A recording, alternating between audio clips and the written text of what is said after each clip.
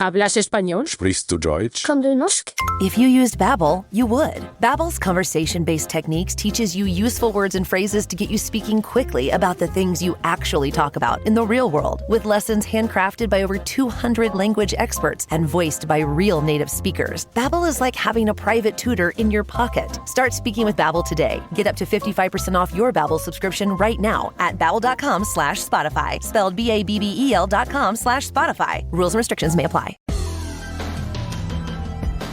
Imagine that this line represents the time, present 1985, future, past.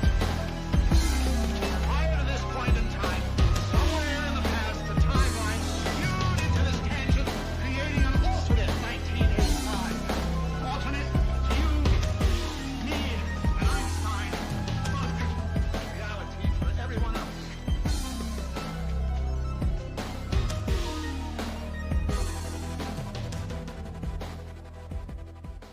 Welcome back to the Infinite Rabbit Hole. I'm your host, Jeremy.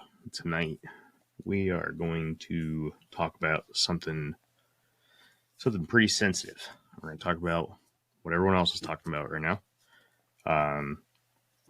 Listener discretion advised. We're going to talk about some pretty brutal things. We did have a guest tonight. Yes. That person this is sort of a sore subject, but next week we do have a guest coming on, and we'll jump right back into some of the older topics that we're, used to talking about, cryptids and such. Kind of excited about that. Jump back into that world. Make Jeff the one that's super awkward and not knowing what to say. Texting me saying that he's going to go to bed and cutting out early. But tonight we're going to be fully embedded into Jeff's world, getting really deep into the conspiracy side of things. If you've been living under a rock, you've missed major news.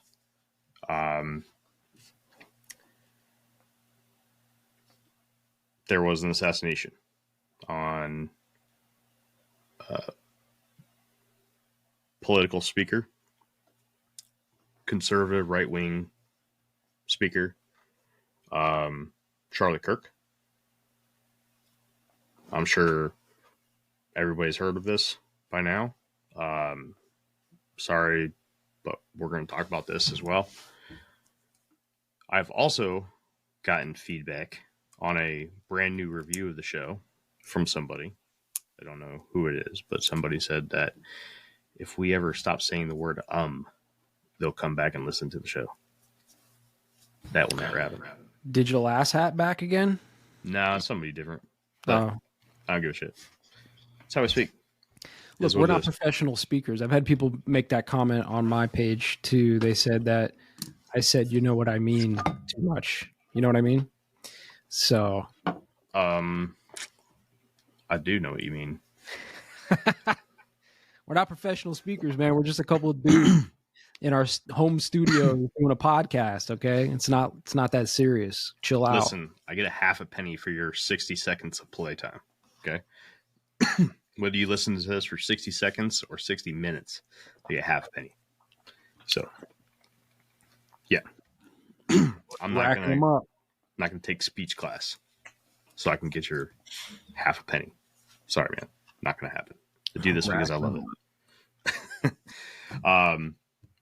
But listener discretion advised. There's going to be some sensitive things. There's going to be some deep dives into some subjects that are probably going to piss some people off.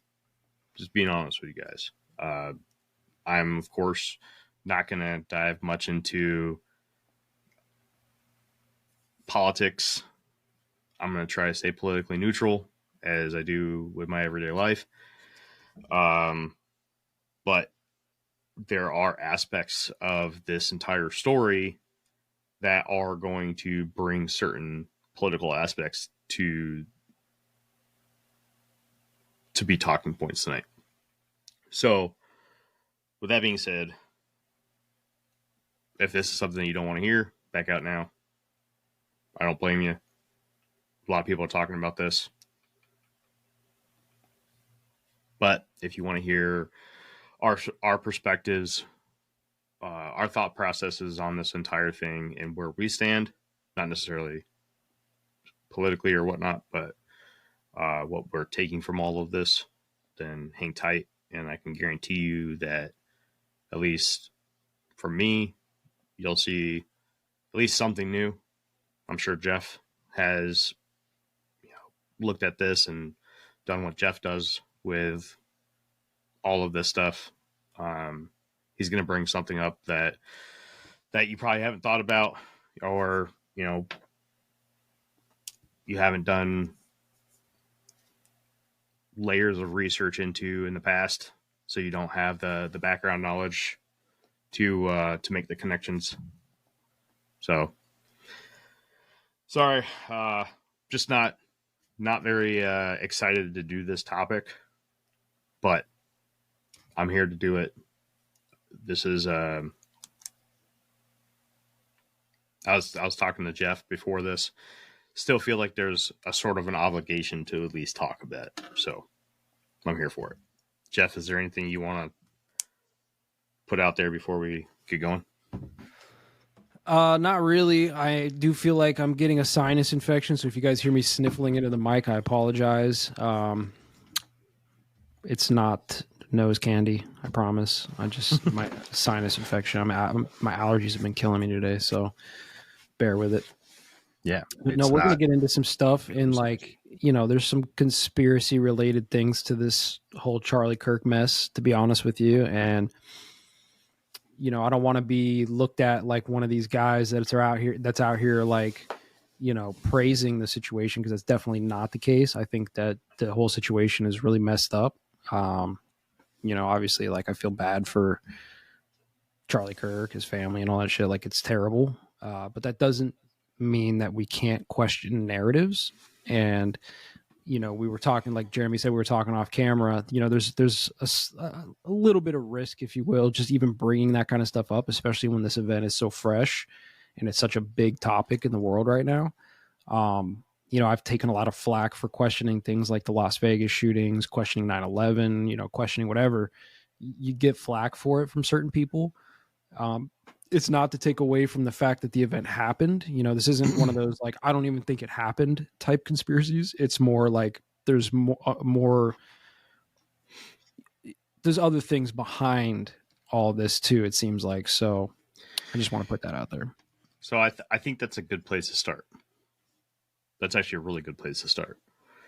I want to start with a message that I got yesterday. I got a message on X.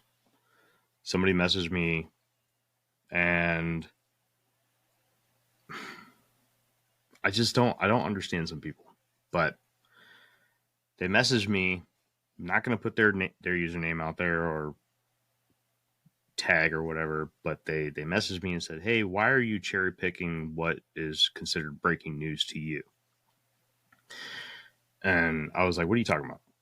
And they're like, "Well, you did this breaking news episode on the UAP congressional hearing when that happened, but Charlie Kirk gets assassinated and you're not talking about it the day it happens. But yet you're talking about the congressional hearing the day it happens." And I'm like, I don't think there's anything for me to really dissect right now, man. I'm still waiting for all the information to come out. What are you talking about? I said, why does that mean I'm cherry picking? And he's like, well, do you think UFOs are more important than this man's life? And I was like, dude, are you trying to say that I'm putting Charlie Kirk's life below UFOs? Is that what you're trying to say, man? Like, no, dude, I'm trying to watch from the sidelines and be respectful. Like, this is a completely different topic. This is, I'm not jumping on this and shooting from the hip without having more information. And he's like, man, whatever, unfollow. And then he fucking blocked me. It's like, whatever, dude. I don't understand. Yeah, look, dude. I mean, listen, fuck that guy, because every podcast, every news station, every anything, right, cherry picks the news. It's impossible for two guys to cover every piece of news that comes out every single day. So every time we do any podcast on any topic, we had to cherry pick the topic in order to come up with something to talk about, right? Like, how many things are in the news today? 10 million. We don't have time for that. We have to pick which ones we talk about in any particular day, right? Yeah. Number one. Number two, we got lives and shit, bro. Like, we can't just drop it. We don't make money on this, right? It's not like we're sitting back with tens of $1 million, like, you know, the Daily Wire or Turning Point USA or any of the, you know, Timcast or any of these big channels that have millions of dollars and this is what they do for a living. And they, you know, we don't have a team behind us that's doing all this research and pulling, you know, we're not InfoWars, bro. Like, we're just a couple of dudes. So, Yeah, you know. that's and I think like the big fallback is a lot of people don't understand the concept of infinite rabbit hole, right? Infinite rabbit hole is it's based around the two of us or three of us, four of us, who, depending on how many co-hosts that we have at the time, all having our individual interests, likes, and expertise, and bringing that to the table. If you look back here, I have hundreds of books. Not a single one of them is based solely on conspiracies, government conspiracies, government cover-ups. I don't have a single one of them on JFK, right? I don't research that stuff. It's not in my interest realm, right? It's not like when I started Infinite Rabbit Hole with Jake, we weren't ever going to cover that kind of stuff. Jeff came along. That's Jeff's realm, right? Jeff has an entire other podcast. He's not going to put the time and effort that he even puts into that show, right? Into a show that he's doing just because he loves me. And look at the love in his face. Look at that. That is admirement. That man loves me. And he's here because he loves me. Do you see that? I see that.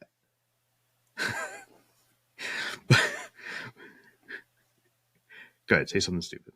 Look at that face. Look at him. But the reason why I chose to do the UAP congressional hearing is because I fucking love UFOs, man. I mean, I love them, and I have a ton of research and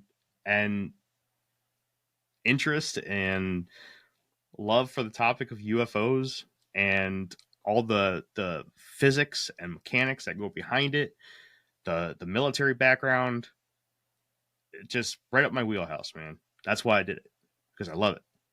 Okay, and there really hasn't been a lot of that lately, where I can just talk about it and be the expert. We haven't talked about cryptids in a while. That's my wheelhouse. So I've been a fish out of water for a long time on the show because we've been diving into conspiracy, because the news has just been nothing but conspiracy lately. That's been the topic of conversation in the world right now, because every single thing in the world, it seems like that's been conspiracy in the past fucking, since the JFK assassination, has slowly been coming true. It's been being revealed that what we're just talking about, I can't remember who said it, but we referenced it a few times already on the show. What's the difference between conspiracy and history? Time, right? Yep. Let some time go by. Yep. That's it. And we're watching that play out over and over and over again now. So that guy, I don't even know why I'm giving it time. But back to what you were saying, the conspiracy of the death itself. Okay.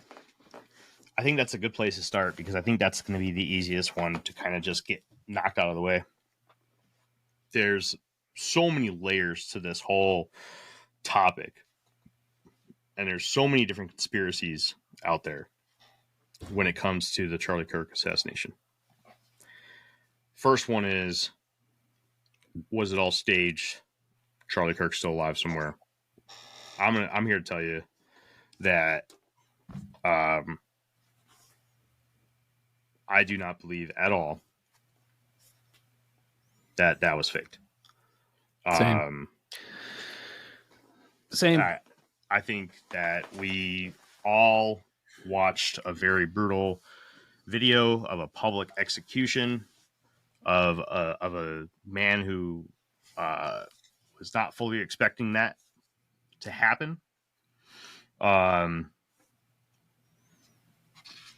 don't know. I don't think I've ever really dove into it on this podcast. I did go onto a mental health podcast one time and dove into, you know, the whole background behind Infinite Rabbit Hole and how this whole thing got started and whatnot. And honestly, this is probably one of the better times to really talk about this. But when I got medically retired from the Navy, I got, you know, force retired with 100% disability rating. I witnessed a young man on the flight line commit suicide by jumping into the tail rotor of a helicopter. It was brutal. Okay. So that's only one brutal injury that I witnessed in my life. I've witnessed a few brutal injuries in my life. And I'll tell you one of the things, and please, if nobody wants to hear really graphic details, move along. Don't listen to this. Okay. You don't need to. You really don't. But sometimes you just need to get graphic to really explain to people, like, hey, you just got to put down some of the really dumb stuff so that you can focus on the stuff that really is questionable. All right. What happened to Charlie Kirk? There's another conspiracy out there whether or not he was wearing a bulletproof vest. Now, best evidence is that he was wearing a bulletproof vest, and I've seen many different photo and video angles where it looks like there was no straps on his back. And I'm not familiar with all the bulletproof vests out there. Okay. But I did see the slow motion video, and it does look like it hit him right above the upper left clavicle and ricocheted up into his neck. From there, it looks like it hit his left carotid. And jammed up into like the lower part of his brain or his cerebral column. Now, I've seen so many different people try to dissect this, and they're dissecting it wrong. Okay. A lot of people point to that little black spot in his shirt and they're like, what is that? You know, and they're also pointing to the guy over to one side who's got his hand underneath his arm. Looks like he's pulling some sort of like cell phone pistol, shooting Charlie. Listen, man, the entry wound was straightforward. Okay. There was no entry wound to the side. Okay. There was no exit wound coming out the other end. Literally, ballistics proves that the angle in which that guy was standing, the shot could not have come from that angle. Okay? Wipe that out of your mind. The guy in the shirt that had his arms crossed did not shoot Charlie Kirk. That would also be just stupid, by the way, too, because you wouldn't, you know, if that was like a professional hit or something that was being done, you would not place the hitman in camera angle, like in shot like that, number one. Number two, I've seen a lot of videos where guys are pointing to his security in the back that quote unquote looked like he was giving up hand signals, right? He was crossing his arm and like giving a signal. Again, you wouldn't have that guy standing right there clearly on camera. They all know that they're on camera, throwing up signals or anything like that. That's just, AI is incredible. It can teach you how to fry an egg and even write a poem, pirate style. Yarr! But it knows nothing about your work. Slackbot is different. It doesn't just know the facts, it knows your schedule. It can turn a brainstorm into a brief, and it doesn't need to be taught. Because Slackbot isn't just another AI, it's AI that knows your work as well as you do. Visit slack.com/meet Slackbot to learn more. Wherever Bud goes, his harmonica goes with him. It's a pocket full of soul. Now he's living with prostate cancer. He asked his doctor about Xtandi and enzalutamide. Xtandi 40 milligram tablets treats men with prostate cancer that has spread to other parts of the body and responds to a medical or surgical treatment to lower testosterone. Xtandi may cause serious side effects: seizure, a brain condition called PRESS, allergic reactions, heart disease that can lead to death, falls and bone fractures, swallowing problems, or choking that can lead to death. Stop Xtandi and get medical help at once if your face, tongue, lip, or throat start swelling. Tell your doctor at once if you faint, have a seizure, quickly worsening headache, decreased alertness, confusion, vision problems, chest pain or discomfort, or shortness of breath. Xtandi can cause harm to an unborn baby or miscarriage. Use birth control during and 3 months after Xtandi. Common side effects include muscle and joint pain, feeling unusually tired, hot flashes, constipation, less appetite, diarrhea, high blood pressure, bleeding, falls, fractures, and headache. Talk to your doctor and visit Xtandi.com. New Year, same extra value meals at McDonald's. So now get 2 snack wraps, plus fries, and a medium soft drink for just $8. For limited time only. Prices and participation may vary. Prices may be higher in Hawaii, Alaska, and California, and for delivery. It's way too sloppy for any group of individuals who have that type of training. They would never, ever put themselves in that position to do that. It's not even that, man. Like, I'm happy you brought up the hand signals thing too, because I heard that and people were calling that shit out, and I was like, dude, you guys have obviously never tried to communicate in loud places with a team of people. Okay, if you're in a security team, right, and you're trying to communicate across distances, right, and the only way that you can communicate is visually. Yes, we've all seen the Hollywood version of people with mics on their lapels and they're speaking into them and they're talking to each other like, Charlie Mike, blah, blah, blah, blah, blah. I've got him. That's not how it works. Okay. These people are fucking loud.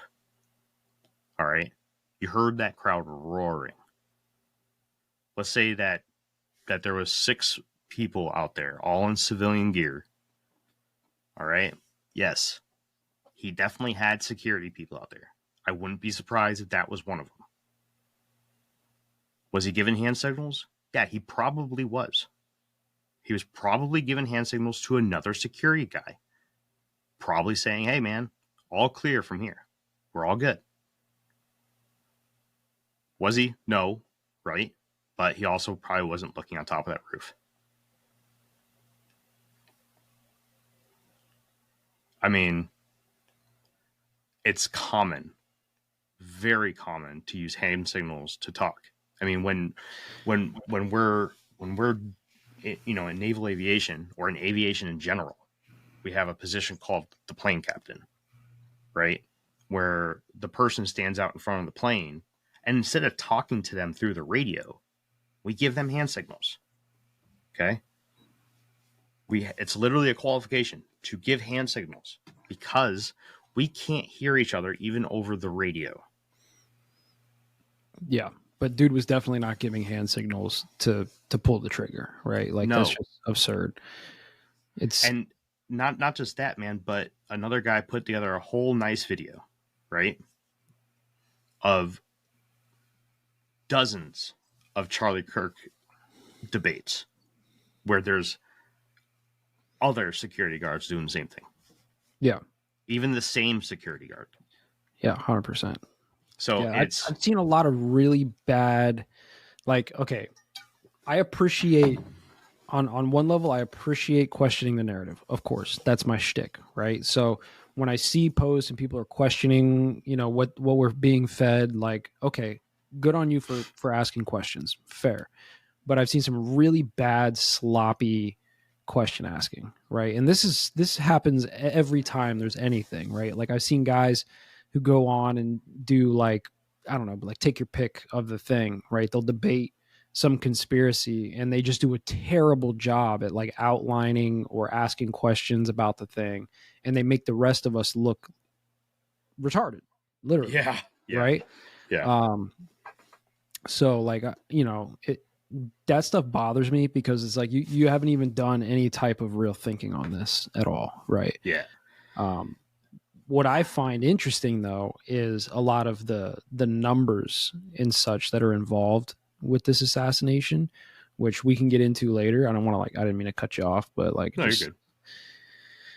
Yeah, the hand signals thing is just it's stupid. You guys are not thinking hard enough. I want to go. I'll wrap up the actual death of Charlie Kirk first. Okay, I just want to reiterate. Okay, I'm not bringing this up because I'm insensitive or anything like that. Trust me, it's the complete opposite. I feel terrible for him. I feel terrible for his wife, his kids. This is something that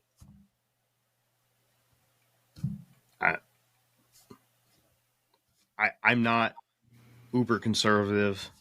Okay. I'm not extremely liberal. I've always been a middle of the road kind of person. And I've actually just been a person that just doesn't like politics in general. Okay. I just stayed away from politics in my life. I just don't like it. And it's because of how ugly people get because of it.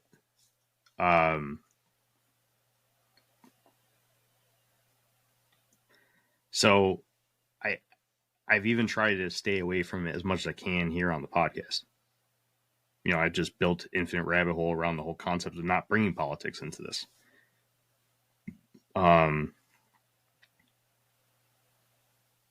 But, a lot of people are politicizing this particular topic on, oh, well, if you feel bad for Charlie Kirk, then you're obviously a conservative or you're a Christian. Well, to be honest with you, I don't consider myself Christian. Okay, I've never sat down and read the entire Bible, read bits and pieces of it, but for research. And I mean, I served in the military, and I would say half my family's conservative and half my family's liberal. I take each and every topic individually, and I don't brush every topic with a blue or red brush. I don't know how else to answer that. So, but on this particular topic, somebody who's opening the floor up to peaceful debate should not be shot.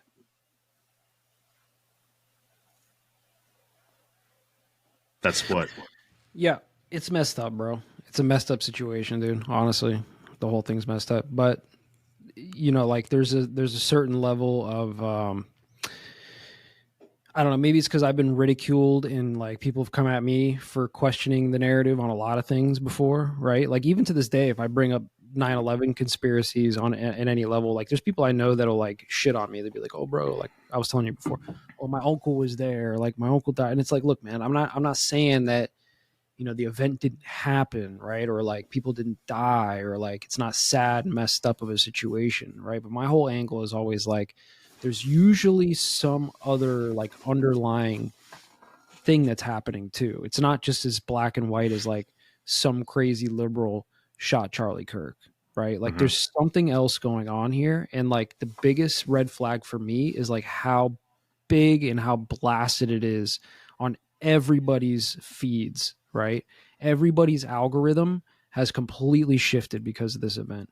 Crystal's, for example, her TikTok algorithm has zero political stuff on it. at all. It's just cat videos, and like, As it what I'm should be. saying? And her algorithm is completely just swamped with this Charlie Kirk thing, right? So that to me is a signal, like, okay, like they're using this. Never let a good crisis go to waste is the phrase, right? So, when something like this happens, even if it was just a crazy liberal shooting Charlie Kirk, the lizard people, right? And I say that like hyperbolically. I don't think that they're actually lizards. You guys know this, but that's just my fun term for these deep state fucking psychopaths, right? The lizard people, they will not let this go to waste. They will use this event for a whole number of things, whether it's, surveillance or, cracking down on privacy or some sort of laws or whatever the case is. I don't know yet. We'll have to see what really comes out of this, but it's going to get used. It's going to be weaponized against us is basically what I'm saying on some level. I'll bring something up. What? It's to cover something else up, like Skeeter says. Yeah, like, and the thing is, it might not just be one thing. It could be a whole bunch of stuff, right? Like, I heard, and I don't know if this is true, but I heard that during the day that this happened to Charlie Kirk, that they were voting in the Senate about releasing the Epstein files, and that all of the GOP, all of the right, the Republican senators voted against it, even though half of them are out in public saying that it needs to be released, right? So that could be one of the things that they were covering up, right? Have you guys heard this? Probably not, right? So point proven, okay? Another thing, NASA came out the other day and said that they found life on Mars. Did you guys hear that? Probably not, right? Well, Jeremy probably did because he's a nerd and he likes this kind of stuff. But like the general public, like, again, everybody's algorithms is just constantly, even today, I'm scrolling through just trying to watch mindless videos and like it's Charlie Kirk, and it's like, okay, man, like I get it, bro. Like it's sad, it's messed up, but like how many times, do we need to watch this? And then the third thing about that too is they put this traumatic event in front of everybody. Everybody saw it happen. Okay. Even if you didn't want to see it happen, you saw it happen. Okay. Mm-hmm. The blood, the whole thing. Okay. That is traumatizing on some subconscious level to every single one of us. And that right there is a powerful tool for these lizard people. When they can traumatize all of us with an event, right? Like 9/11 is a good example. Okay. Las Vegas shooting was an example, right? When they can put something in front of every single person that's that traumatizing of an event, that is effective for them on a subconscious level. So there's a lot of like layers to how this could be used and weaponized against us as just regular people, right? That doesn't take away from the fact that it's sad and it's messed up and that this actually happened to Charlie Kirk, right? Of course. But there's just more to it. It's deeper than just that base layer. Yeah, we're going to get into some of that really sketchy shit. I just had to bring something up here to make sure I have it up for when I need it. Because I came across something that just doesn't sit right with me about this whole thing. And just wanted to make sure I have it for when we get there. Well, while you look for that and have it ready. Okay. Well, go ahead then. No. We're not there yet. I wanted to make sure that we get through the. I want to make sure I'm clear that Charlie Kirk died. Right. Okay. And then, do you have anything you wanted to say real quick?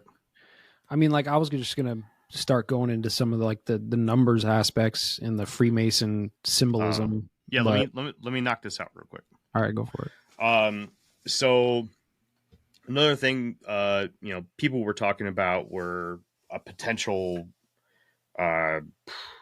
blood splattering system taped to Charlie or whatever to account for all the blood spray coming out of his neck.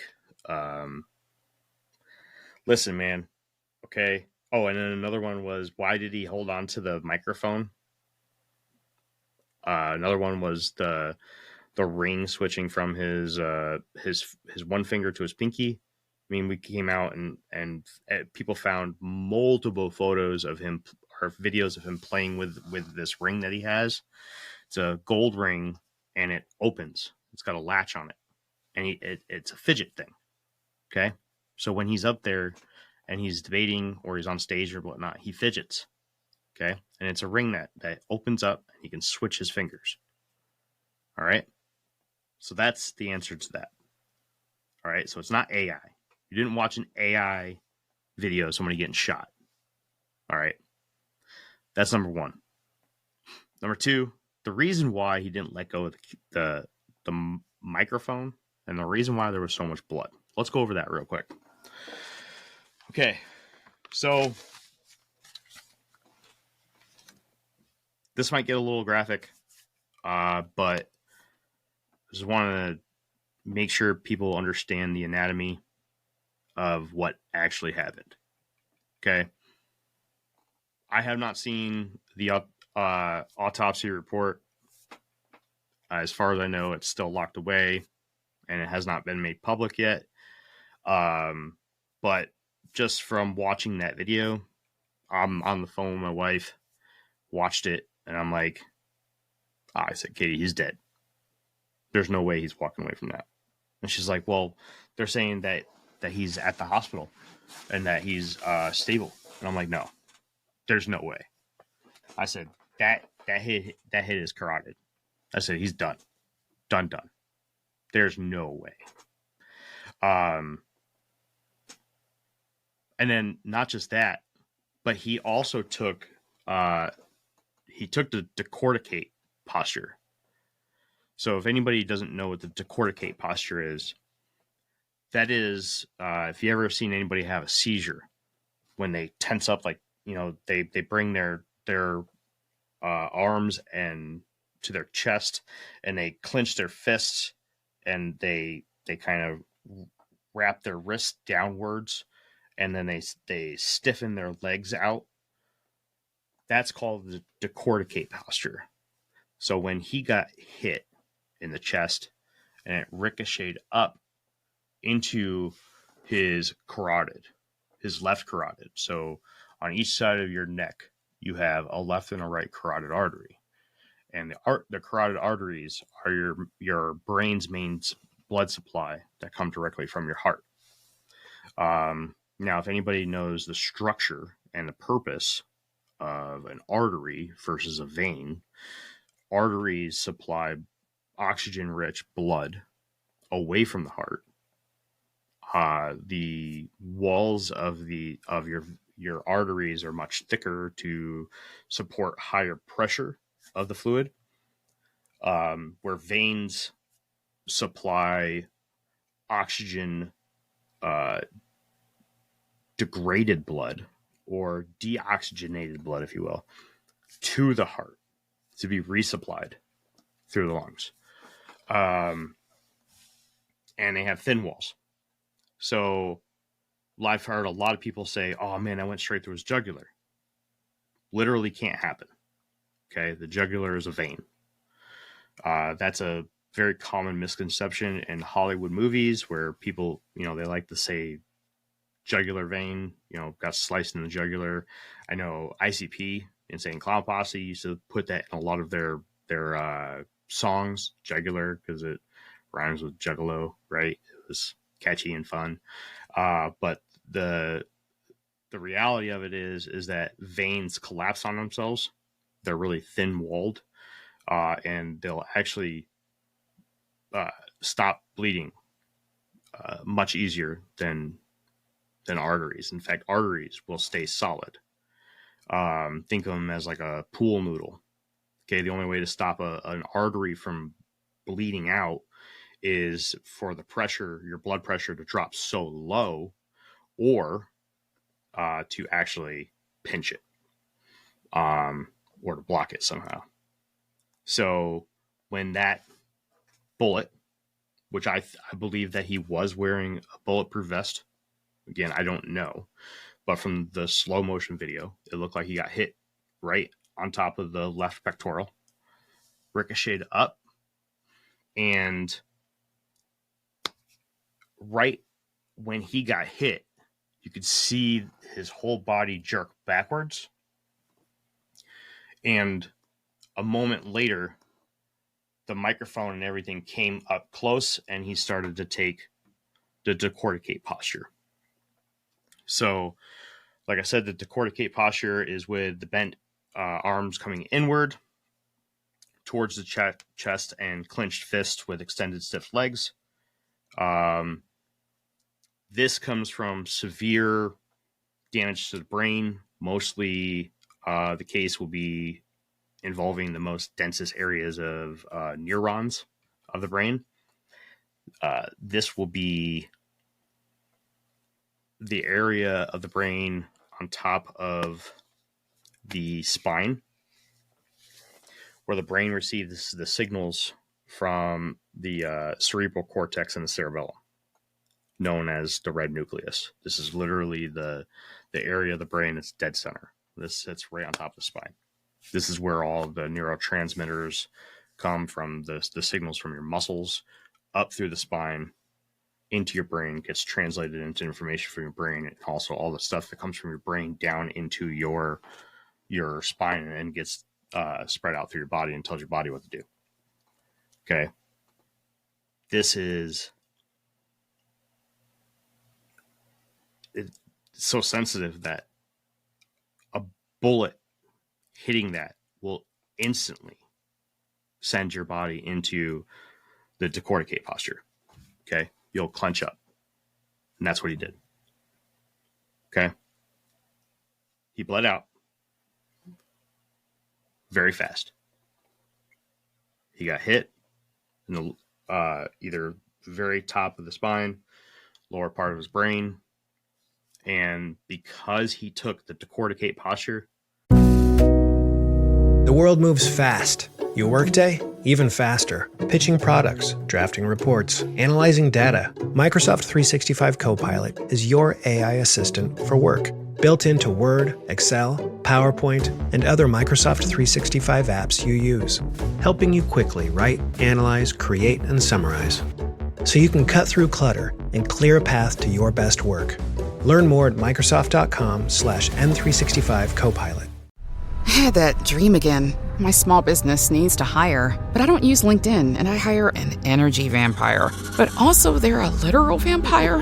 And suddenly my team is spending all their time sharpening wooden stakes and buying bulk silver and rehearsing ancient chants, and then I wake up. Don't let hiring nightmares ruin your dreams. LinkedIn Jobs' new AI assistant takes insights from over 1 billion professionals to create a short list of the best fits for you. Post your job for free at linkedin.com/quality. Start hiring today with LinkedIn. It's football season, and you can now get almost anything you need for game day delivered with Uber Eats. What do we mean by almost? Well, you can't get a running back delivered, but you can get baby back ribs delivered. A strong defense? No. A strong deodorant? Yes. A six-pack of abs? Nope. Six-pack of beer? Yes. Get almost anything for game day delivered with Uber Eats, official on-demand food delivery partner of the NFL. Order now. Alcohol 21 plus and in select cities. Product availability varies by region. See app for details. I believe he got hit in the red nucleus, which means that he was most likely completely unconscious, unknowing of anything.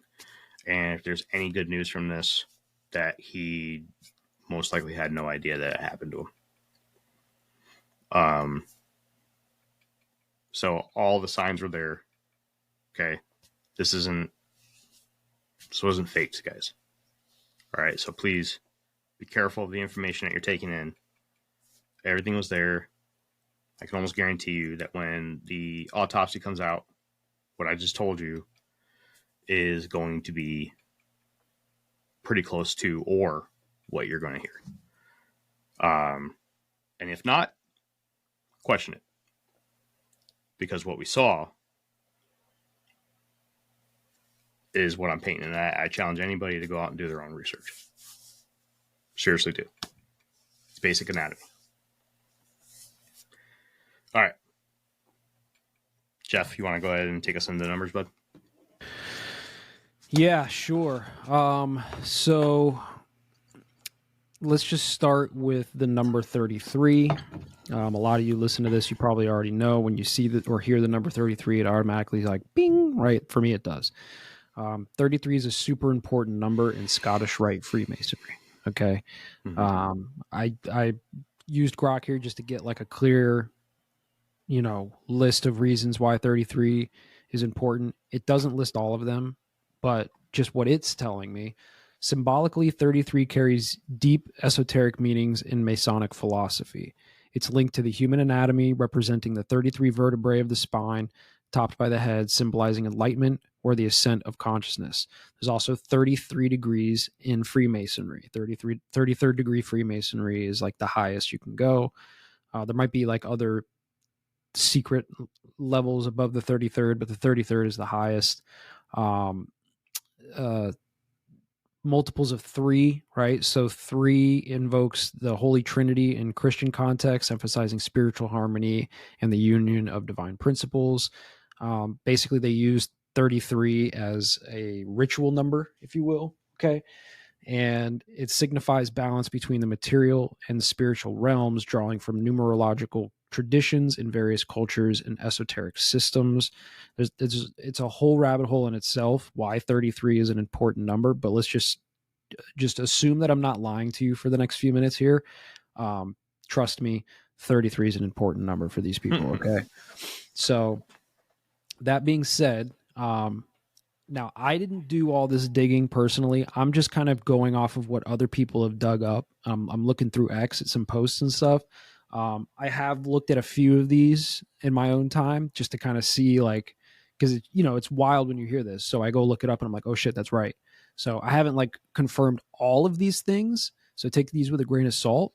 But feel free to take these and do your own digging on it or whatever. But I do find it super interesting. First, the one that actually hit me in real time without looking it up online. I was driving in the car and I was listening to the FBI press conference after they caught the dude who shot Charlie Kirk, right? I was like listening to it live when it was happening. And Kash Patel specifically said that yes, they caught the shooter 33 hours after the shooting. Not 32, not 34, not a day and a half later. No. He specifically said 33 hours is what it took to catch the guy. Okay. And then he fixed himself. And then he corrects himself. But when he said that, my ears perked up. I was like, 33 hours. That's an odd thing to specify. Right. So fair enough. That's when I started coming to look online to see like what else was tied in here. If you watch any of the videos, which all of us have seen it, you'll notice that Charlie Kirk had a whole bunch of Trump hats on the table, right? He had the 47 hats. Excuse me, I'm about to sneeze. He is looking at him. Oh, it's cute. Look at that cute little sneeze. It's adorable. Sorry, I told you my allergies were fucking me up today. Bless you, bud. Anyways, so he had the Trump hats, the 47 hats on the table. That's not odd. That's something he always did. But in the primary angle, the one that is the most viewed angle of this assassination, the one that was televised on like CNN, MSNBC, Fox, all these big mainstream platforms, this one particular angle, there's 3 rows of these hats lined up right in front of Charlie on the table, 47s. The number 47 breaks down in numerology to the number 11. 4 plus 7 is 11. Okay. There was 3 of them there. What's 11 times 3? 33. Okay. So that was obviously pretty odd. Let me scroll down here on here. So, hold on. I had a few more. Sorry. It's a mess of stuff. So you could take Charlie Kirk's name, Charlie Kirk, C-K. C is the 3rd letter of the alphabet. K is the 11th letter in the alphabet. Again, 3 times 11, 33. Okay. Let's see. I got more here. You have the square and compass Okay, this is an interesting one. I'm going to share this because without looking at it, it's kind of hard to understand what I'm saying. So I'll pull it up on screen here.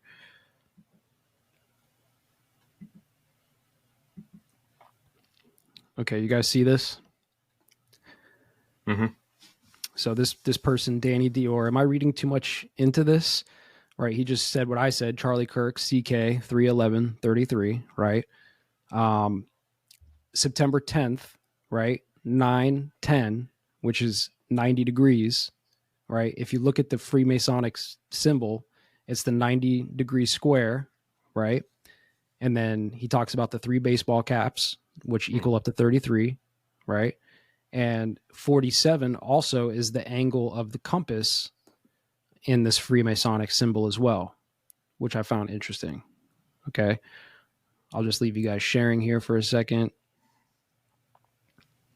There's a few more down here. September 11th is exactly 33 days before Charlie Kirk's birthday. I don't know if that's true or not. I don't know what his birthday is. I never looked that up, but I'm sure somebody could figure that out and find out, right?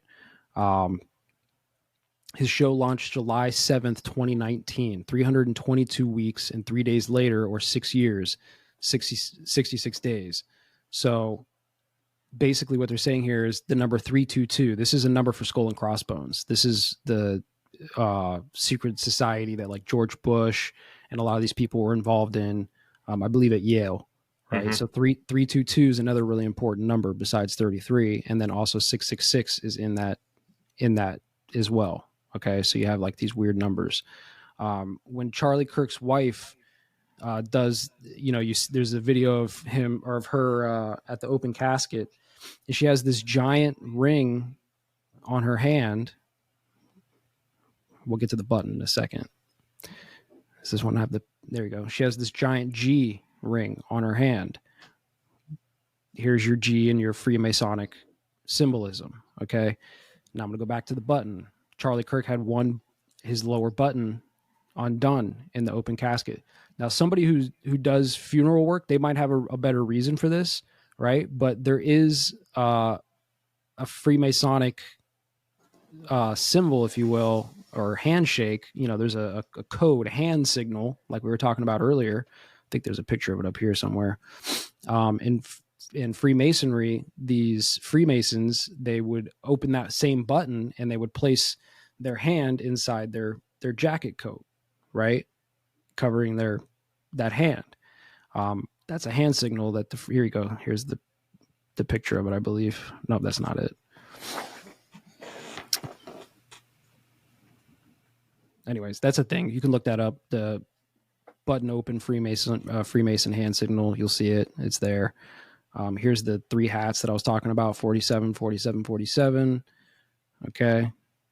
There's another piece that I found interesting. By the way, if you're not watching this and you're just listening, you should probably pull up the video because we're actually seeing some of this.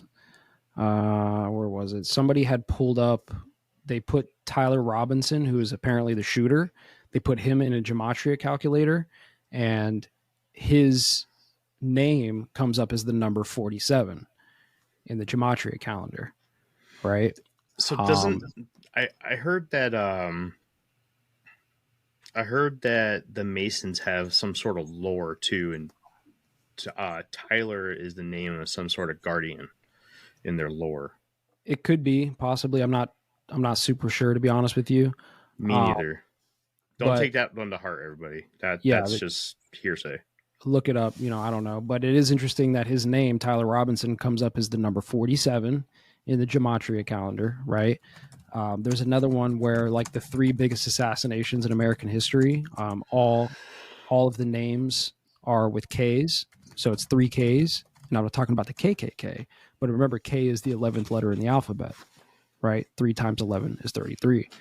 Right. And so there's a long list of these. There's more of them. I just don't want to sit here and ramble off about all of them, but you get the point. There's like 50 examples of 33, 322, 47, all within this whole event. So like to me, that tells me that this is a signal of some kind, right? Like this is a Shit. ritual or whatever the case might be. I don't know, but again, don't let a good crisis go to waste. So there's definitely something spooky going on. Yeah. All right. So I just grokked the Freemason tie to the name Tyler.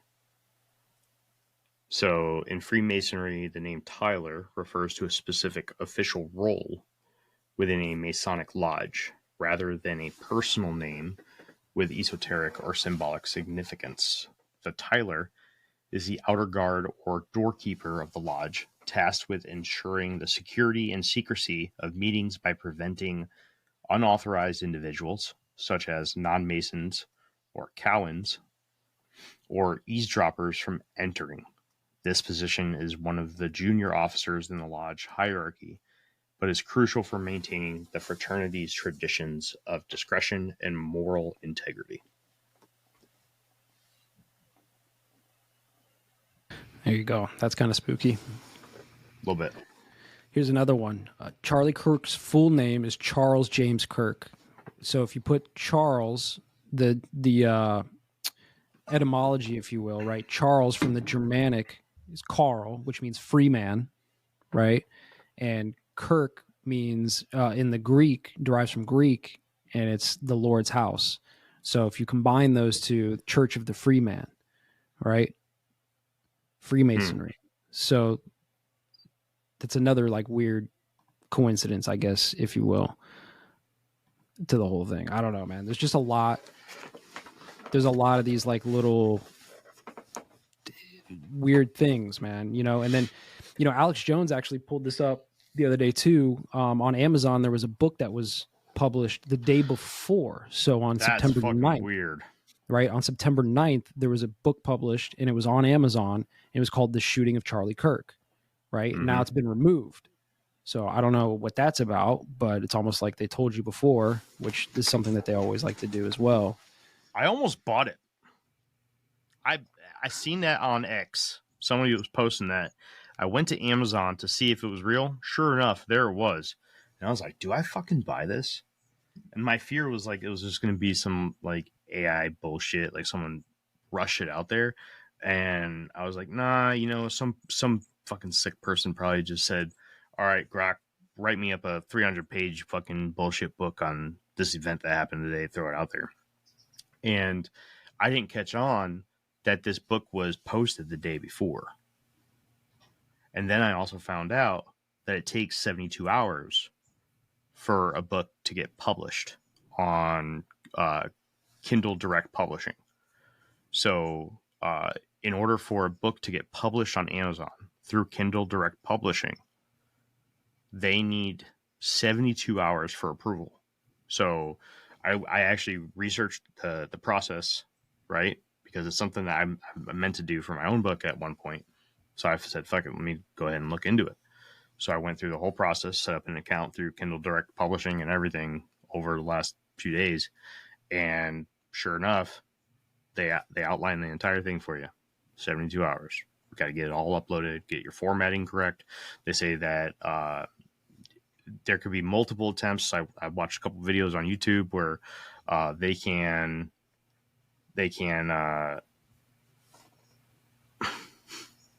I love these random chatters. They're hilarious. They can send it back to you and say, hey, this formatting isn't correct. Fix this. And that could take 72 hours for them to do it. That can happen multiple times. So that definitely some fishy shit there. I don't know how that got there. It's weird. Yeah, I'm not sure, to be honest with you. Oh, I don't know. I was starting to mention this. The three major assassinations in American history, Kennedy, King, and Kirk, right? All three of those are 11s.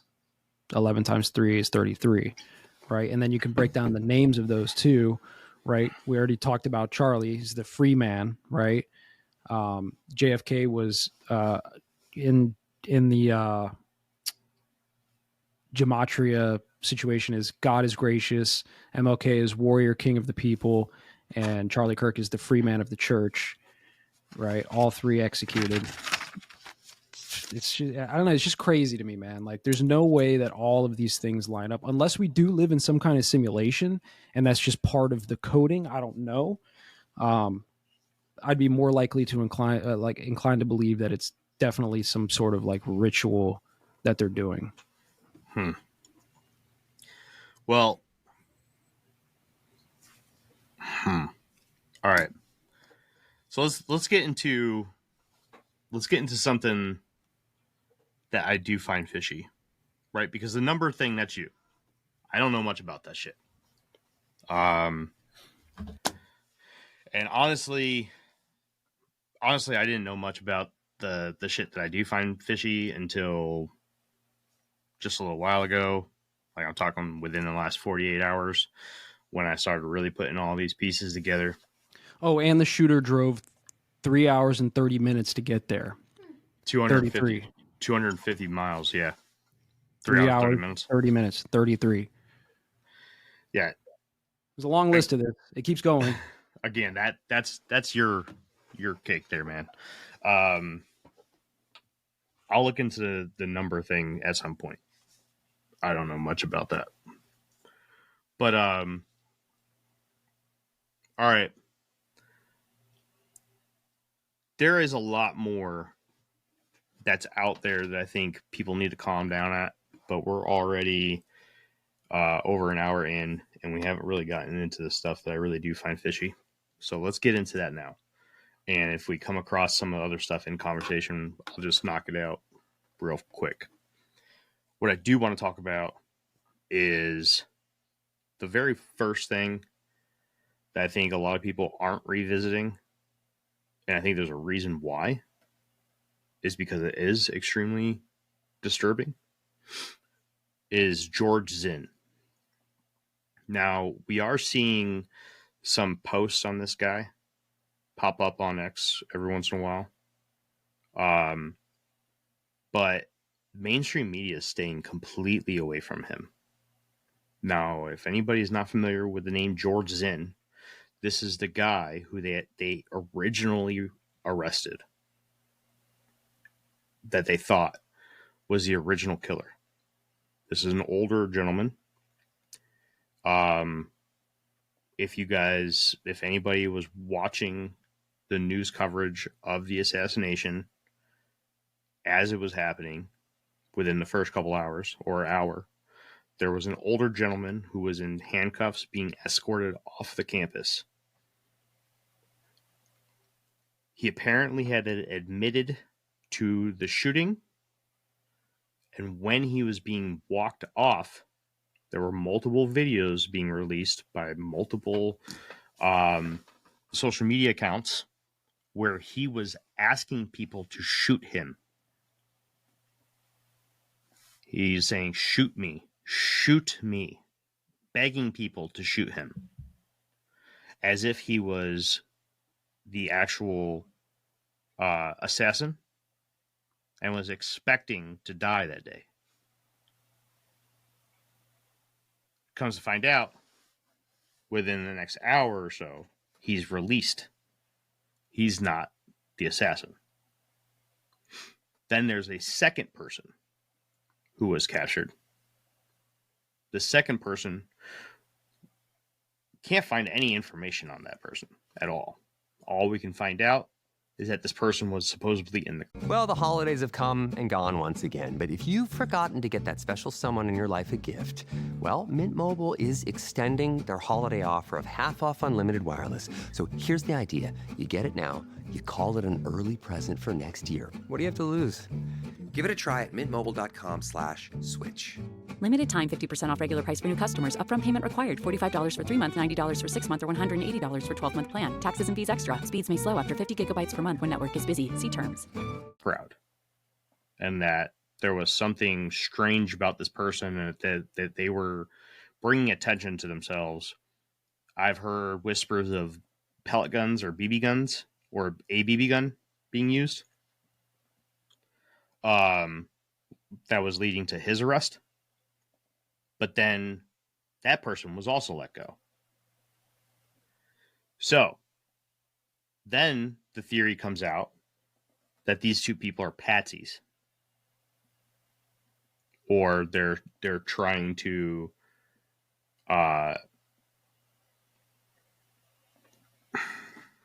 distract while the true shooter is getting away, meaning that they're part of a team. At first glance, I looked at this and I was like, fuck is going on here? Okay.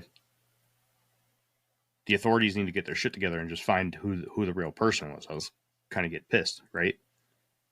But start thinking about this more. Why were these people acting in such a way to where authorities were arresting them? And then there was multiple videos coming out, especially of George Zinn, where he was asking people to shoot him while he was in police custody.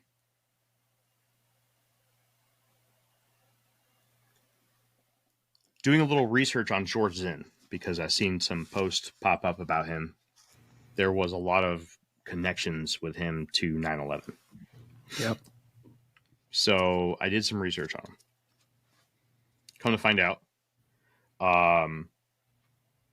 he's not as connected to 9/11 as a lot of people are saying that he is. His connection doesn't go back that far. Still a very questionable guy. Very, very questionable guy. But there's people that are claiming that he was in New York during 9/11, that he was living out there or whatnot. Then I even saw some weird claim that he was the person who found the perfectly preserved passport of one of the terrorists who hijacked one of the planes that rammed him into one of the Twin Towers. Okay. So all the things that I could find, again, okay, this is post Charlie Kirk assassination. So if anything was changed on the internet, this is the stuff that I was able to find. That he was in not a documentary, but like an interview about his experiences during 9/11, right? This is like years ago. So it's called an interactive commemorative museum exhibit. And the name of it is called Weber Remembers the 9/11 Project, and it came out on September 9th, 2021. And he was in that. Yes. You see the Boston bombing thing? Yes. So in 2013, he received a misdemeanor charge for bomb threats via email to the Salt Lake City Marathon, not Boston bombing. Salt Lake City. There was misconceptions about the Boston bombing, but he wasn't. It was Salt Lake City, not Boston.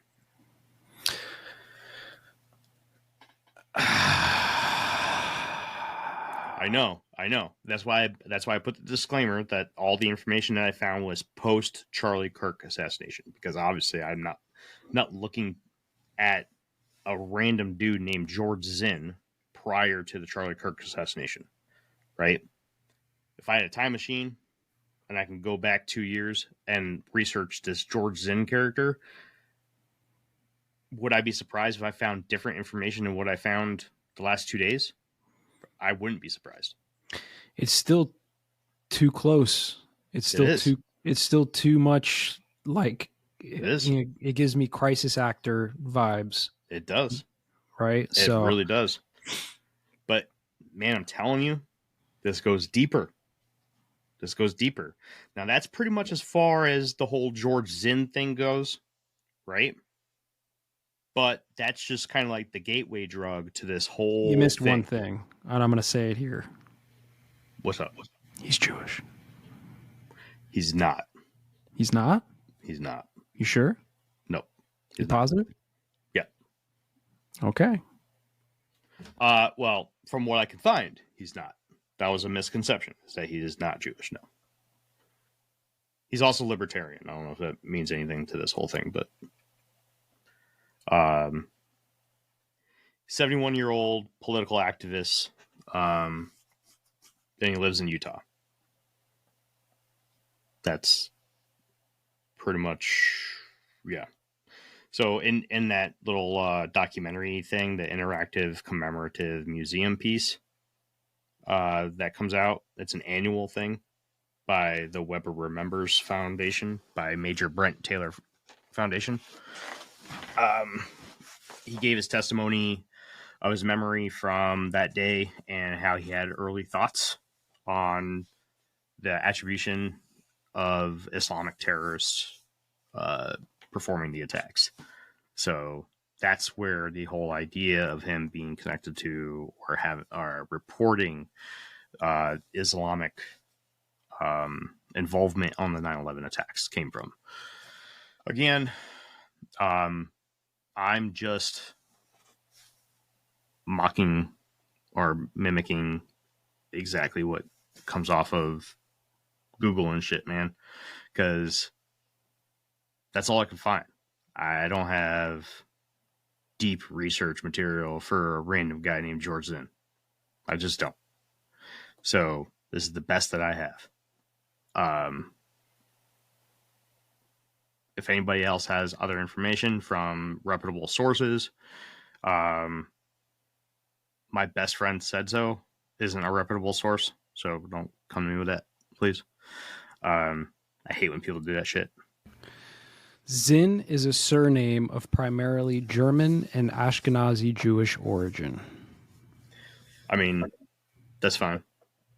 So, whether by the way, this is not me shitting on like Jewish people. All right, I think we're all smart enough here to know that there's differences between, the how do you say it? The three types of Jewish, if you will, right? You have like the Israeli state, you have the, religious Jews, and you have like the ethnic Jews. So it's like there's multiple layers to that as well. That's a whole other thing. I don't really want to get into it. But yeah, that can get pretty fucking rough. Yeah, it can get deep. Anyways, the next shady character I want to talk about is this David guy. David is the guy that right after Charlie was shot, stood up, turned towards where the shooter was, and cheered, or looked like he was cheering. Well, on September 12th, he posted a video claiming that it wasn't him cheering. Instead, he was chanting USA to project strength. You saw this guy? You know what I'm talking about? He's known on X as the Dancing Jew. Is he really? Yeah. Oh, well. So here's the thing, man. I don't think I buy that shit at all. I really don't. You just saw somebody get fucking assassinated. And this is in a brutal fashion. Okay, we all saw the video. Your first thought is to turn around and scream USA. First of all, okay, just a few things I noticed from that video. Not a single other person was turned towards the area of where the shooter was supposedly at. Not a single, you can look at that video, man. Not one other person was turned towards that area. And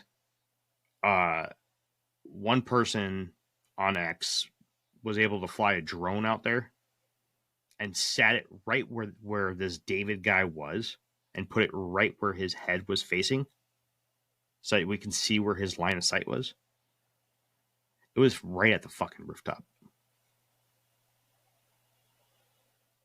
I don't do the conspiracy thing too much. I really don't. But when things just don't fucking smell right, it's hard for me to let go. And the two things that really didn't fucking sit right to me, especially right there at the beginning of all of this, was this George Zinn guy. Them paired with the fact that they arrested a second guy who was apparently also causing a big fuss of distraction. And this David character who was caught on film cheering. Like, yeah, dude, we did it. That's what he fucking looked like. Not USA, USA. Can I point something out about this David guy? Yeah. And I didn't know this until right this moment. I just pulled up his profile on X. Okay. His little bio. I'm just going to read you his bio.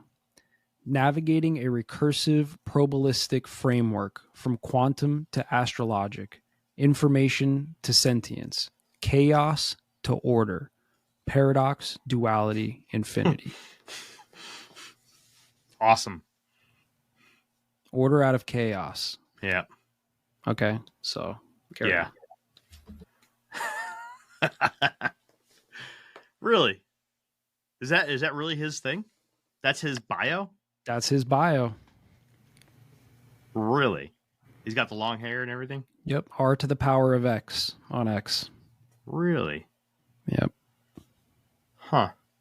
Send me that link, dude, if you get a chance. I'd like to check that out.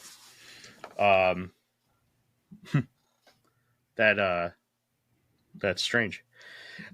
Listen, man, I'm not. Don't go out there and fuck with I this just kid. sent it to you in the Riverside chat. Sweet. Don't go out and fuck with this guy. I'm not condoning. No, I'm not. I would never expect or want anybody to do anything like that. I'm just pointing out things that I think are a little bit odd and coincidental in this whole thing. That's all I'm doing too, man.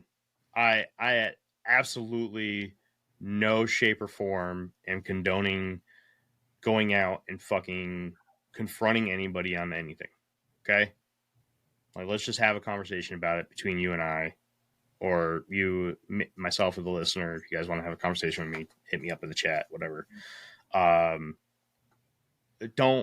go out there and confront nobody. If you have a legitimate concern, bring it up to the authorities. Have them take care of it. I know, a lot of people don't trust authorities right now. I'm not going to dive into that right now. But I am not condoning that shit in the least bit. So by all means,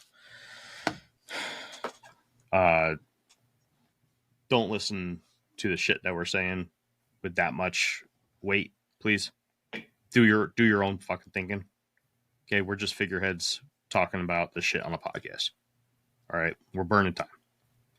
But from my point of view, the guy's fucking sketchy. This whole situation is really fucking weird, and I don't like it. All right, so George Zinn and this David character, I don't like it. Don't like him at all. I don't think that either of them have a good role in this, and I think that their role is bigger than what they're portrayed as. Brings into the question of how many other players were there that we don't know about. How the fuck did this kid get away so easily? I mean, there's so many other questions, like about the gun. We can't get into that because we're running out of time, because we need to make room for the big ones. So there starts the theories on why it happened. Why did this whole thing happen, right?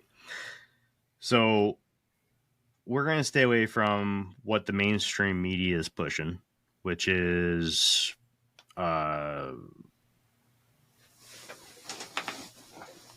this kid got radicalized either in college or by his roommate / lover or whatever. I'm going to stay away from all that. Okay. Because I'm going to be honest with you. I really do think that there's some weirder shit going on here than what is being presented to us. Starting a business can seem like a daunting task, unless you have a partner like Shopify. They have the tools you need to start and grow your business. From designing a website to marketing to selling and beyond, Shopify can help with everything you need. There's a reason millions of companies like Mattel, Heinz, and Allbirds continue to trust and use them. With Shopify on your side, turn your big business idea into... Sign up for your $1 per month trial at shopify.com/special offer. And this is probably the first time in the history of my life where I've seen an event, and I feel like I'm seeing the event through Jeff's eyes.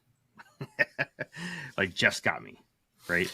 This is what always happens, man. It's, events happen all the time, right? And sometimes you don't see through it on the first event, right? Like 9/11 woke a lot of people up. A lot of people saw that event and they saw all these weird types of coincidences or connections from 9/11, right? And that woke up millions of people, right?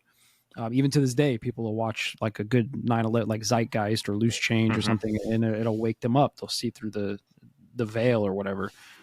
This happens with every big event. There's like a whole new population of people who get woken up by an event. This just happens to be your event, right? Not saying that you don't question 9/11 or these other things, but like, the event itself, not somebody else like talking to you about the event, right? Does that make sense? Yeah. Like in real time, like you're seeing kind of through some of this weird shit and you're like, wait a minute, dude, like this doesn't really make a whole lot of sense to me. And that's what happens, man. It happened to a lot of people with Las Vegas, with Boston bombing, with, the Pulse nightclub thing, with 9/11, with COVID, right? Like every time one of these events happens, more and more people wake up and they start seeing through the bullshit, right? Which is also why they're ramping up the frequency of these events, I think, right? There's something here. I don't even necessarily think that the occult ritualistic aspects of these events are necessarily like, they don't have to be negative for us, the regular people. It's very possible that they're using this type of thing to wake people up from this mind control that we've been in for the last forever, right? Like, I don't know. It could go both ways. Does that make sense? Yeah, it does.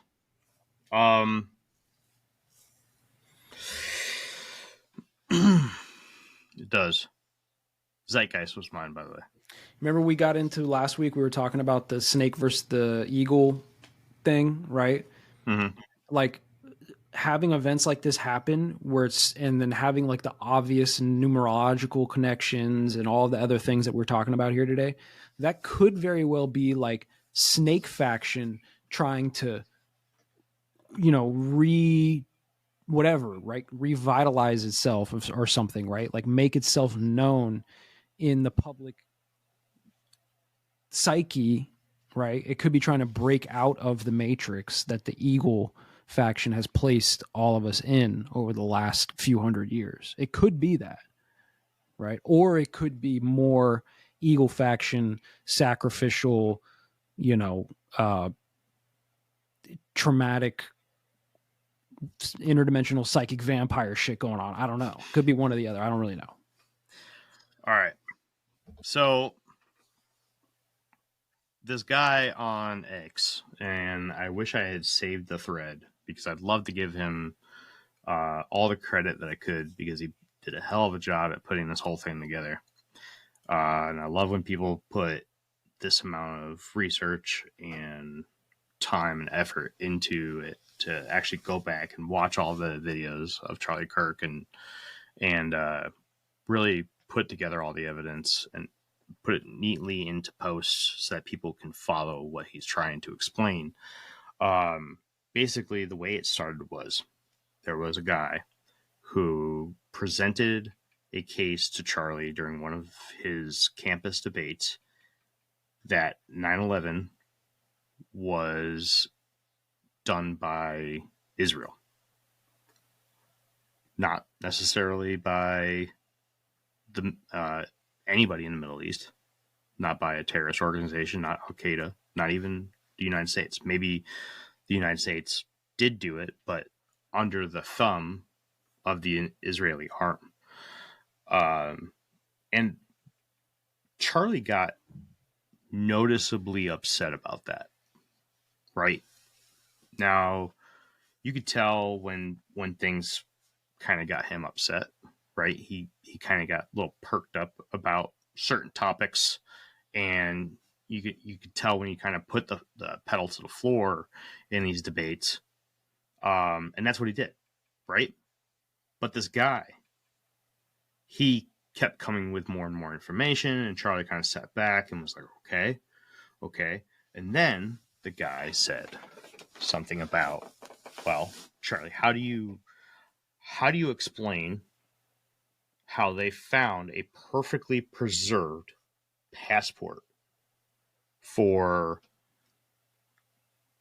one of the terrorist hijackers 2 miles away on the ground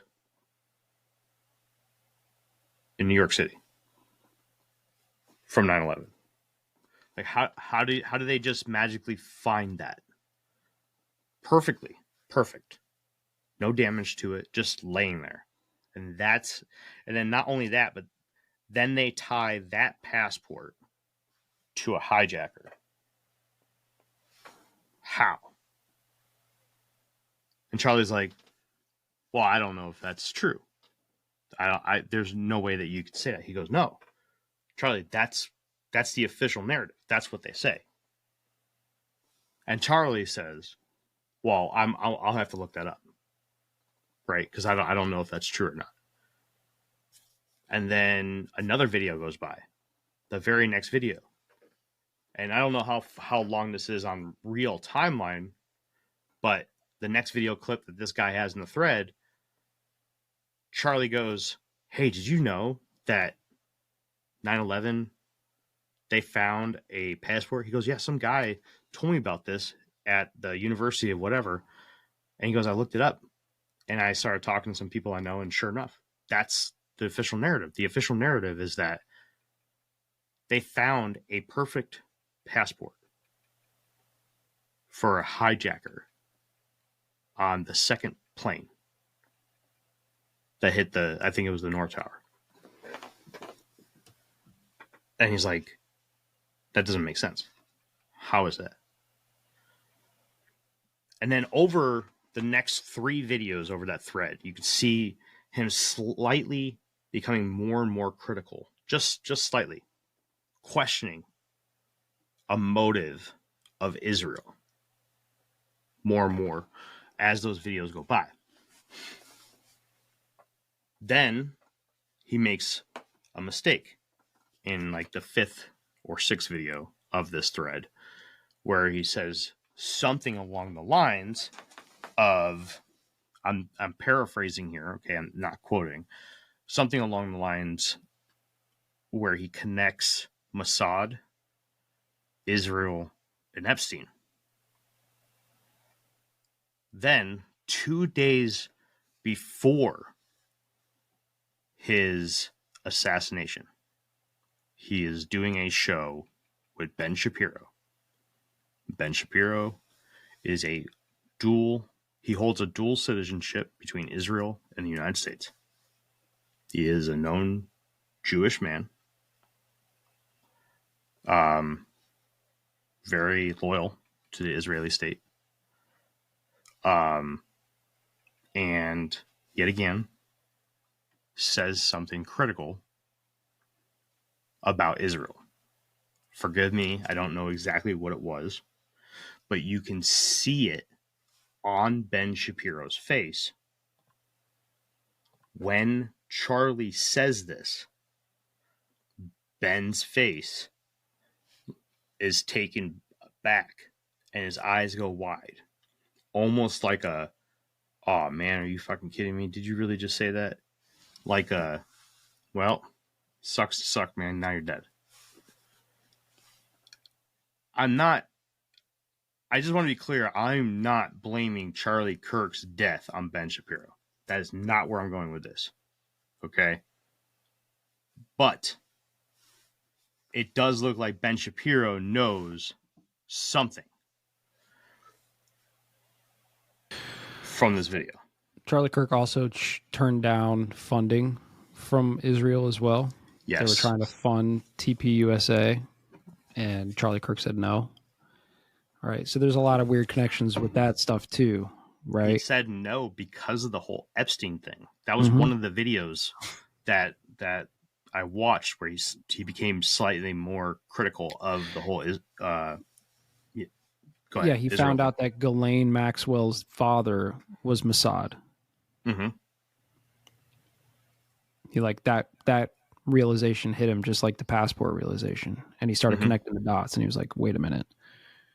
He was doing the thing that we're doing here, where we're like, wait a minute, there's weird connections and stuff that are, that's what he was doing. He was questioning the whole narrative of everything. Yeah. And like, when you see, we're just nobodies. We're just two schmucks doing this thing, right? Like, nobody cares.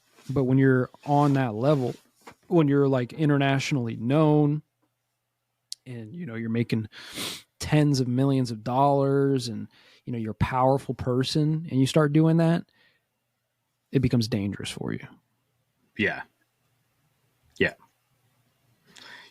And apparently Netanyahu had invited him over to Israel to help negotiate funding for Turning Point USA, in which he turned him down.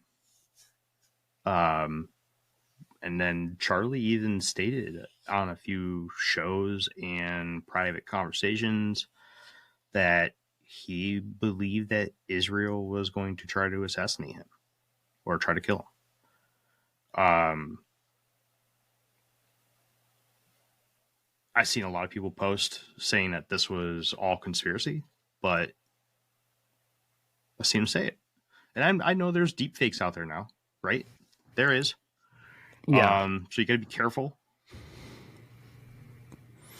The thing that's interesting to me too about that, like, is, we live in a time where they could pull things like this off without it being so direct. Like, it's not like the JFK assassination, where back then, technology was much more limited than it is now. Right. Mm-hmm. However, they still did have some of this stuff, like when it comes to like mind control, like Manchurian Candidate stuff. Right. I think I was talking to Crystal, or I was talking to somebody. I was like, that movie Jason Bourne, or The Bourne Identity, right? Are you familiar with Jason Bourne? No. I mean, okay. I've heard of it, but no, I've never seen it. The idea that they can mind control you. The girl that we talked to, remember, what was her name? Coco. Oh, yeah. Right? Yep. The whole monarch mind control stuff, right? There is methods for creating assassins that don't even know they're assassins, right? They can literally, this is going to sound crazy to people, but like, it's real. They can brainwash you and mind control you, and you have no idea. You're just a regular schmuck working at fucking Starbucks, doing your thing day to day, and whether it's the code word, like the code word is in a movie, right? They say the word, they say pumpkin, and like all of a sudden you snap into your assassin self and go and hit the target. Most likely going to be like a frequency or something. It's going to be a frequency, right? They hit you with the frequency through your phone or your smart TV or whatever, right? And that triggers the mind control programming and sends you off to do the thing, right? So, this Tyler Robinson character that shot Charlie Kirk, it's, in my mind, it's plausible that he was one of these, assassins and didn't even know it, dude. Right? He might have woken up one day with just this urge to do this thing because that's what was programmed into him via the frequencies and the algorithms and all the other things that happen. Right? So, my point in saying this is that, like, you could have a situation where a nation state or a deep state somewhere in the world or whatever assassinates somebody, and there is literally no like physical evidence or connection to it. Like, you can't connect the two actually, right? Like in a court of law, it would never hold up type of thing, because this is all done, subconsciously through various technologies, and you just can't. You can't do it. There's no documents. Like, they're not going to keep a fucking file cabinet with this information in it that somebody can go raid and get the information on. Like, this is like super top secret black budget type operation shit that they could do.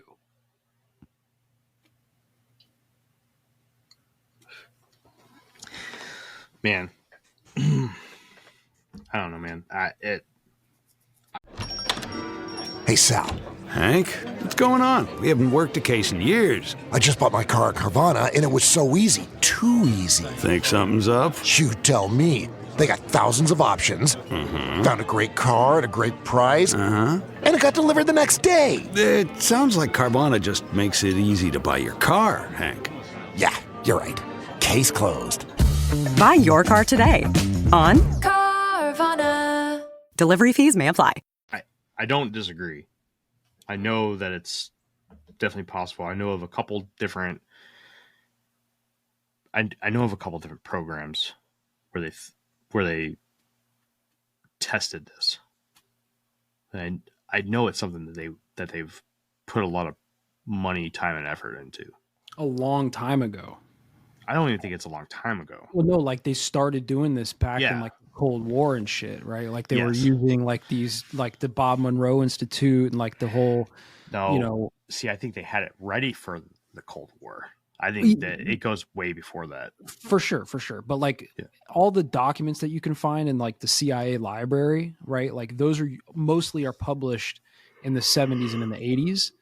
Saying like, hey, we can do like the gateway process stuff, right? Like the, astral projection, the remote viewing, like all this psychic warfare stuff that they were doing. Like that shit was published in the early 80s and stuff like that, which means they had already dialed it in by then, right? So this idea that they could do this type of stuff is not even something that's super new, right? This is why I was saying like they even had this back when JFK was assassinated. Like they knew what they were doing to an extent then to be able to do this type of thing, right? Like Oswald said that he was a patsy, right? Now everybody makes all the connections like, oh, the mafia and like the FBI like was involved with JFK and all this shit. And it's like, maybe, or maybe there was some other like psychic warfare shit going on.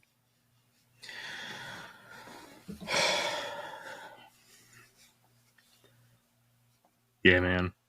I don't know. And when you couple that with the numbers and the occult symbolism and all that type of stuff, right? The order out of chaos, the 33s, the 322s, the 666s, the Freemasons, when you tie all that together and then you do the research on those programs and you realize that a lot of the people who were like high level Freemasons and stuff, like they were involved in that shit too, right? Like it starts to get real fucking weird for sure.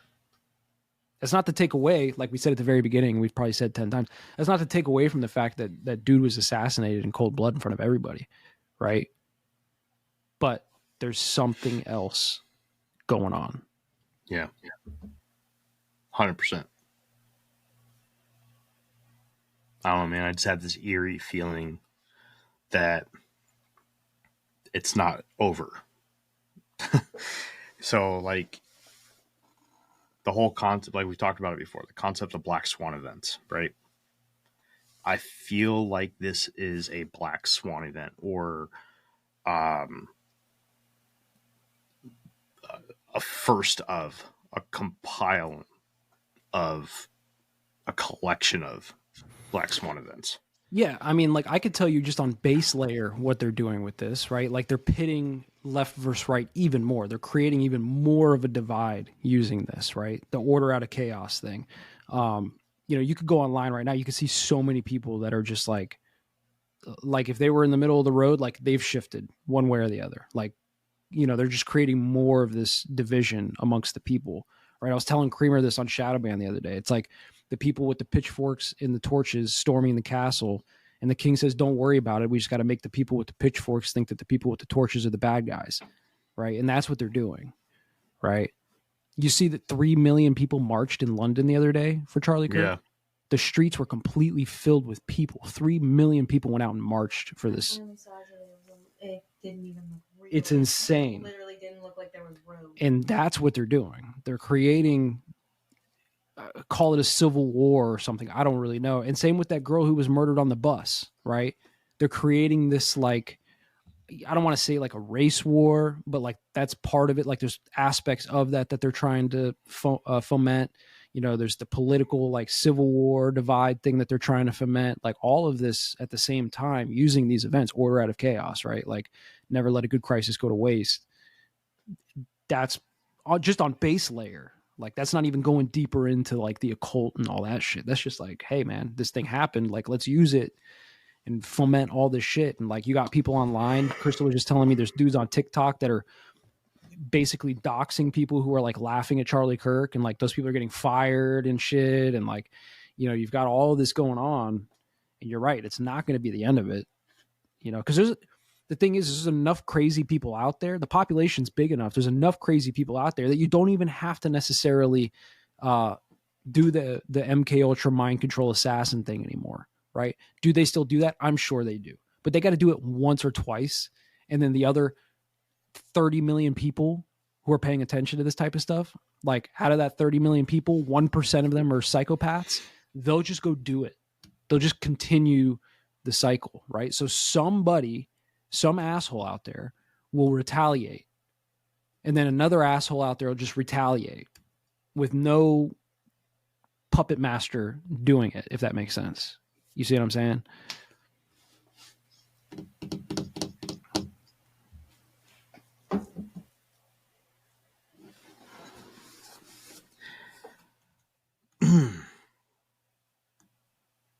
It is like, yeah. It's bedtime. Yeah. All right. Well, next week will be a easier topic to swallow. We're going to jump back into the world of cryptids and urban legends and stuff. It'll be fun. I can't wait. It's been a long time since we've done that. I need a good one of those. Conspiracies are getting heavy, bro. They are. Well, all right. Jeff, you got anything to put out before we go? Negative. All right. Well, that's Don't do anything. Don't do anything stupid, people. All right. Yeah, don't. All right. Don't fucking stay safe. Okay. Don't take laws in your own hands. Protect your family. That's number one. Do that. But don't do anything stupid. And just know we're just podcasters. Okay? We're not professional or anything. All right? And we don't condone shit. I'm a professional badass. He is. You see that the salt in his beard? Professional. Oh wait, badass. All right. Let me get in there for you guys. Look at that. Oh yeah. Makes you want to lick it. That. All right. Well, that has been another episode of the Infinite Rabbit Hole podcast. Until next time, travelers, we'll see you right here in the next fork in the path of the Infinite Rabbit Hole. Bye, everybody. Later.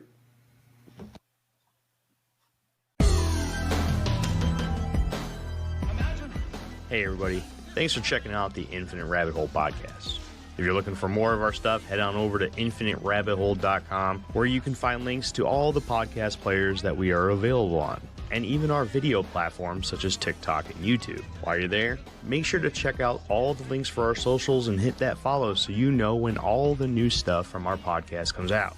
And until next time, travelers, we'll see you right here in the next fork in the path of the Infinite Rabbit Hole. Bye.